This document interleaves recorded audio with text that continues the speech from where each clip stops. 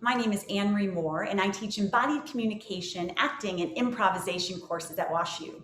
I also run 2 small businesses, More Improv and Project Present. As for these 3 sippy sessions on which you're about to embark, I've been focused on the second of the 3 sessions, working on improving our ability to communicate with colleagues, patients, and clients. But I want you to know that these sessions are all interconnected, and the skills and tools we learn in one session are integral in connecting with the others. So since this entire process will be happening virtually, let's take a few minutes to explore how to be most effective when communicating virtually.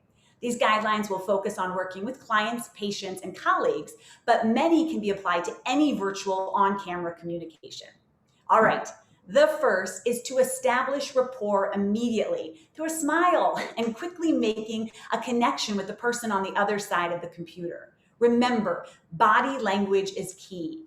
It is hyper-focused because you're presenting yourself through this small box. So everything is a bit bigger. So be aware of your posture, your voice, and your hand gestures.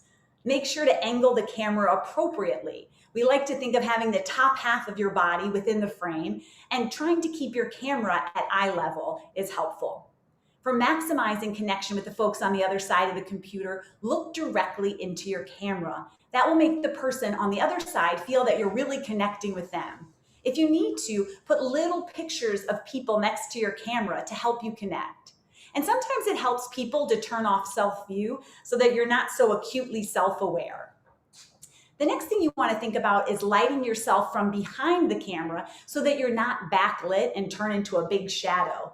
Be aware of windows and lighting surrounding you. And you want to think about trying to maintain a background that's professional. Make sure what it is showing is appropriate.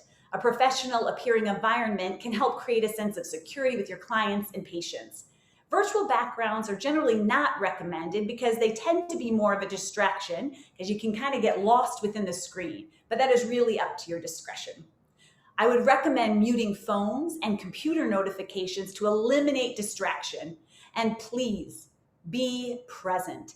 It is so easy to get distracted when working and connecting virtually, but work to be present and engaged. So when you do something, acknowledge what you're doing to the other. If you have to take a note, type something down, let them know what you're doing so that it's clear and they don't think you're not paying attention to them. And then apply your active listening and yes and practices. That is a sneak peek for session 2. So that'll be major lessons that we'll be working on.